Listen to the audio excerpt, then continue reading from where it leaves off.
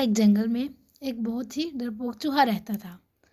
وہ مینڈک، بھیڑیے، یہاں تک کہ ایک چھوٹی مکھی سے بھی ڈر جاتا تھا۔ اگر ہوا سے درخت کا ایک پتا بھی ہلتا تو وہ سوراخ ڈھونڈتا تاکہ اس میں جا کر چھپ جائے۔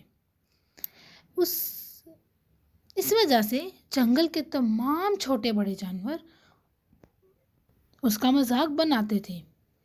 یہ کتنا ڈرتا ہے، یہ تو ہوا سے بھی ڈرتا ہے۔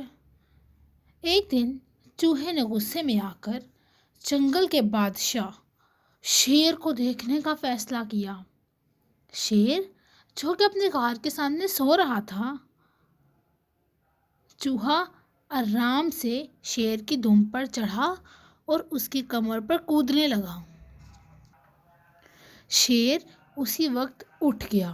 جیسے ہی اس نے خود کو جھاڑا تو چوہا جو اس کی کمر پر تھا دھڑام سے نیچے گر گیا۔ تمہاری اتنی ہمت، تم میری کمر پر کیا کر رہے تھے؟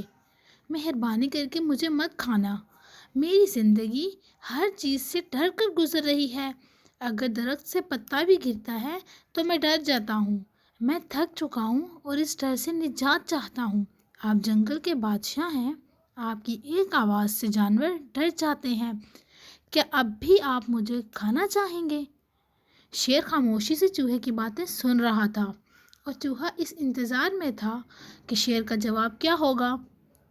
میں تمہاری مدد کیسے کروں؟ مجھے کوئی ایک وجہ بتاؤ کہ جس کی وجہ سے میں تمہیں نہ کھاؤں۔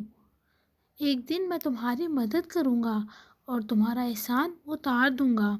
جیسے ہی چوہے کی بات ختم ہوئی، شیر ایک زوردار آواز سے دہاڑا۔ تم جیسا چھوٹا چوہا میری مدد کیسے کر سکتا ہے؟ چھوٹے چوہے کو اپنے سامنے پھینکتا دیکھ شیر نے اسے نہ کھانے کا فیصلہ کر لیا۔ تم شکر ادا کرو کہ مجھے ابھی بھوک نہیں ہے اور میری نظروں سے دور ہو جاؤ۔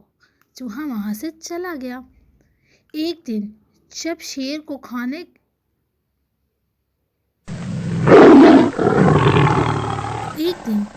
شیر کھانے کا انتظار کر رہا تھا اور اپنے گھاس کے آس پاس چکر لگا رہا تھا، اچانک اس کا پاؤں شکاری کے بچھائے ہوئے جال میں پھنس گیا۔ اس وقت جنگل میں موجود دوسرے جانوروں نے شیر کو دیکھا مگر اس کی مدد کو نہ آئے کیونکہ وہ سب تو شیر سے ڈرتے تھے۔ لیکن اچانک اس چھوٹے چوہے نے شیر کو دیکھ لیا۔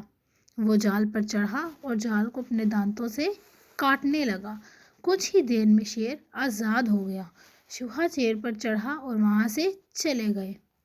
جب تم نے مجھ سے کہا کہ ایک دن میں تمہاری مدد کروں گا تو میں نے تمہارا مذاق اڑایا اور کہا کہ ایک ادنا سا چوہا جس کا کوئی استعمال نہیں میری مدد کیسے کرے گا، لیکن تم نے میری زندگی بچائی۔ Thank you.